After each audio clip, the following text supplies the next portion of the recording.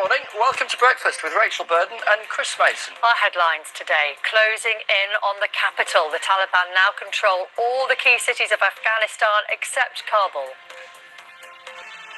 Good morning, it's Sunday the 15th of August. Our top story in the last few hours. Taliban militants in Afghanistan have taken control of Jalalabad, leaving just the capital, Kabul, as the only major city still in government hands. The fall of Jalalabad, which is 90 miles east of the capital, came without a fight, according to media reports. The Taliban have swept through the country in the last 10 days following the withdrawal of American forces. Our Afghanistan correspondent Secunda Kamani reports from Kabul.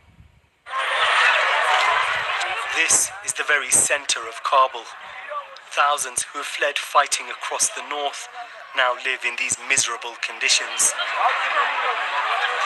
This family escaped the violence, but say they still don't feel safe. We're thirsty, we're hungry, we have no home. Other makeshift camps are even bigger, but this, in the heart of the city, shows how quickly the country is unravelling. We don't want to go to the back where our sisters in our education sectors, in our government sector was so war-shattered that we don't want to go back to them. Fighting erupted around Mazar-e-Sharif. It was one of the last major cities still under government control and had been a bastion of anti-Taliban resistance. Security forces were fleeing to the border with Uzbekistan as the insurgents took it over. Whilst in Kandahar, their spiritual home, the Taliban cemented their position with a flag-hoisting ceremony. Finally addressing the nation, President Ghani didn't comment on rumours he may resign, instead simply promising to remobilise beleaguered forces.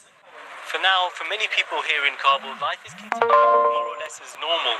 But the Taliban are getting closer and closer to the city, and there's increasing concern that a fierce, protracted battle for control of Kabul could be imminent.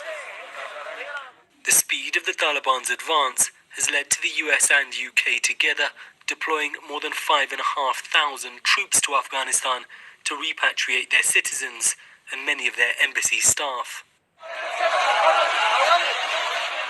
Many Afghan cities are now being handed over to the Taliban following local deals with the security forces. That may be the only way to avoid even more suffering in Kabul too, but would mean an end to life here as residents know it. Secunda Kamani, BBC News, Kabul.